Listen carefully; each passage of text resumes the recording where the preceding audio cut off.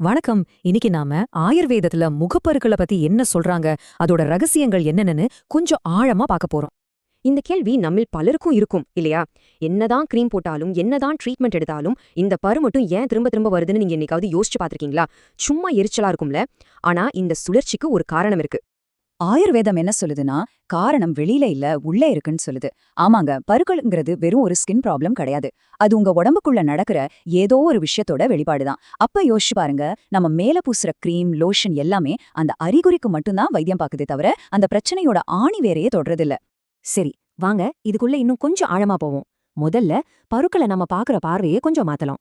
ஆயுர்வேதத்துல இதுக்கு ஒரு ரொம்ப அழகான பேர் இருக்கு. அதுதான் யௌவன பிடிகா. அப்படின்னா இளமையின் கொப்புழங்கள்னு அர்த்தம். பாருங்க, இது அவங்க ஒரு நோயா பார்க்கல.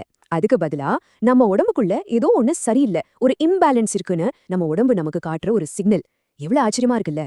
அப்போ அந்த உள்ளுக்குள்ள இருக்கிற சமநிலைமைக்கு என்னதான் காரணம்?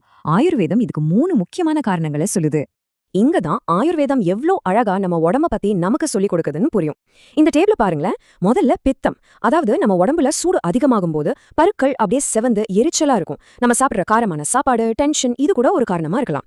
அடுத்தது கபம். இதுதான் அந்த அதிகப்படியான எண்ணெய் பசை. இதனால நம்ம ஸ்கின்ல இருக்கிற ஃபோர்ஸ் எல்லாம் அடைச்சுக்கிட்டு பருக்கள் வரும். கடைசியா ரத்தம். நம்ம ரத்தம் சுத்தமா இல்லைன்னா பருக்கள் ரொம்ப ஆழமா திரும்ப திரும்ப வந்து ரொம்பவே தொந்தரவு.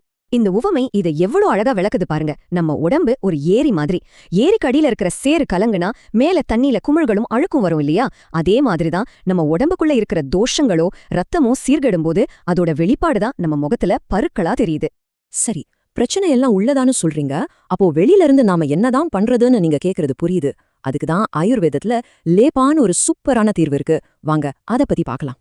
லெம்பாங்கிறது ரொம்ப சிம்பிளான ஒரு விஷயம்தான். ஆனா அதோட பலன் ரொம்ப அதிகம். ஒன்னும் இல்ல, மூலிகைகளை நல்லா பேஸ்ட் மாதிரி அரைச்சு பரு இருக்கிற இடத்துல நேரடியா அப்ளை பண்றதுதான். இந்த லேபா ஒரே கல்லுல 4 மாங்காய் அடிக்கிற மாதிரி வேலை செய்யுது. முதல்ல அது பித்தத்தால வர சூட்டை குறைச்சி தோலை கூல் பண்ணுது. ரெண்டாவதா தோலுக்கு கீழே இருக்கிற ரத்தத்தை சுத்தப்படுத்துது. மூணாவதா கிருமிகளை அழிச்சு இன்ஃபெக்ஷன் வராம தடுக்குது. கடைசியா அந்த பாதிக்கப்பட்ட இடத்தை சரி செஞ்சு தோலை அழகாக்குது. ஓகே, இப்போ நாம ரொம்ப முக்கியமான பிராக்டிக்கலான ஒரு பகுதிக்கு வந்தாச்சு. உங்க பருக்களோட டைப்புக்கு ஏத்த மாதிரி சரியான மூலிகையை எப்படி தேர்ந்தெடுக்கிறதுன்னு பார்க்கலாமா? முதல்ல உங்க முகத்துல வர பருக்கள் பெரும்பாலும் நல்லா செவந்து போய் தொட்டாலே வலிக்கிற மாதிரி ஒரு மாதிரி எரிச்சலா இருக்கா? அப்படி இருந்துச்சுன்னா உங்க உடம்புல பித்தம், அதாவது ஹீட் ரொம்ப அதிகமா இருக்குன்னு அர்த்தம்.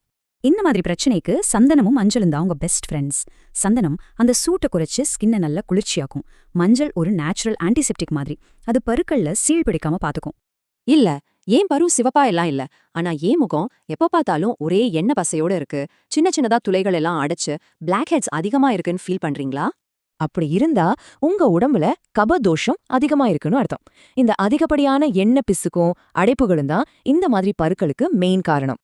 இதுக்கு லோத்ரா அண்ட் வசம்பு தான் உங்களுக்கான சூப்பர் ஹீரோஸ். லோத்ரா உங்க ஸ்கின்ல ஆயில் சுரக்கிறத கண்ட்ரோல் பண்ணி பெரிய பருக்களை கூட சின்னதாக்கும். வசம்பு அந்த துளைகள்ல இருக்கிற பிடிவாதமான அடைப்புகளை எல்லாம் கரைச்சு சுத்தம் பண்றதுல ஒரு எக்ஸ்பர்ட். சரி, சிலருக்கு பருக்கள் தோலுக்கு மேல இல்லாம உள்ளுக்குள்ள ரொம்ப ஆழமா இருக்கிற மாதிரி ஒரு ஃபீலிங் இருக்கும். அதுவும் ஒரே இடத்துல திரும்ப திரும்ப வந்து போன இடத்துல ஒரு கருப்பு தழும்ப விட்டுட்டு போகுமே, அந்த மாதிரி இருக்கா? இந்த மாதிரி அறிகுறிகள் இருந்தா உங்க ரத்தத்துல அசுத்தங்கள் இருக்குன்னோ, உங்க தோலுக்கு மேலோட்டமான சிகிச்சை பத்தாது, ஆழமான ஹீலிங் தேவைப்படுதுன்னு அர்த்தம். இந்த மாதிரி ஆழமான பிரச்சனைய வேரோட சரி செய்ய ஆயுர்வேதத்துல சில பவர்ஃபுல் மூலிகைகள் இருக்கு. முதல்ல மஞ்சஸ்தா.